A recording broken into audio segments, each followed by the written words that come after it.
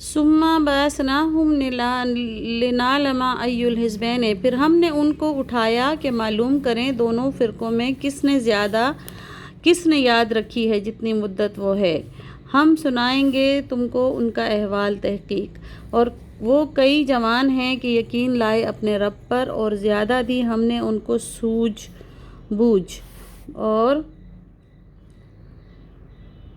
اور گروہ دی ان کے دل پر۔ جب کھڑے ہوئے پھر بولے ہمارا رب ہے، رب آسمان اور زمین کا،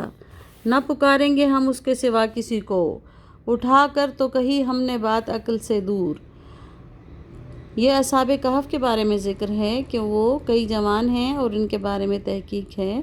اور انہوں نے کتنی مدت تک غار میں قیام کیا، اور انہوں نے کہا کہ ہم رب کے علاوہ کسی کا نام نہ پکاریں گے، اسی لیے انہوں نے پناہ حاصل کی، اور اللہ تعالیٰ نے ان کو پناہ دی، اور یہ اللہ تعالیٰ کی ایک عجب نشانی ہے۔ یہ ہماری قوم ہے، پکڑے ہیں انہوں نے اس کے سوا، اور پوچھتے کیوں نہیں لاتے ان کے واسطے کوئی سند کھلی۔ پھر اس سے گناہگار کون جس نے باندھا اللہ پر جھوٹ، جس نے اللہ پر جھوٹ باندھا اس سے بڑھ کر گناہگار اور کون ہے۔ اور پھر جب تم نے کنارہ پکڑا ان سے اور جن کو وہ پوچھتے ہیں اللہ کے سوا، اور جا بیٹھو اس کھو میں،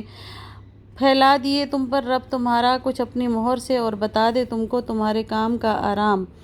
اور تو دیکھے دھوپ جب نکلتی ہے بچ جاتی ہے ان کی کھو سے داہنے کو، اور جب ڈوبتی ہے تو کترا جاتی ہے اس سے بائیں کو، اور وہ میدان میں ہیں۔ اس کے ہے یہ قدرتوں سے اللہ کی، جس کو اللہ دے اللہ وہی آوے راہ پر، اور جس کو بچا دے پھر نہ تو پاوے گا اس کا کوئی رفیق راہ پر لانے والا، اور تو جانے وہ جاگتے ہیں اور وہ سوتے ہیں، اور کروٹ دلاتے ہیں ہم ان کو داہنے اور بائیں، اور کتا ان کے پاؤں پسارے بائیں چوکھٹ پر باہر بیٹھا ہے، اور اگر تو جھانک کر دیکھے ان کو تو پیٹ کر بھاگے، اتنی دہشت تجھ پر ہو ان سے، اور پھر جاوے تجھ میں ان کی دہشت۔ یعنی کہ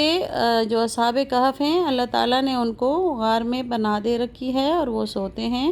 اور ان پہ دھوپ نہیں لگتی، اور اللہ تعالیٰ ان کو کروٹیں بدلواتے ہیں، اور ان کا کتا دہلیز پر پاؤں پھیلائے سو رہا ہے، اور اگر کوئی دیکھے ان کو تو اتنا دہشت زدہ ہو جائے کہ پیٹ پھیر کر بھاگے۔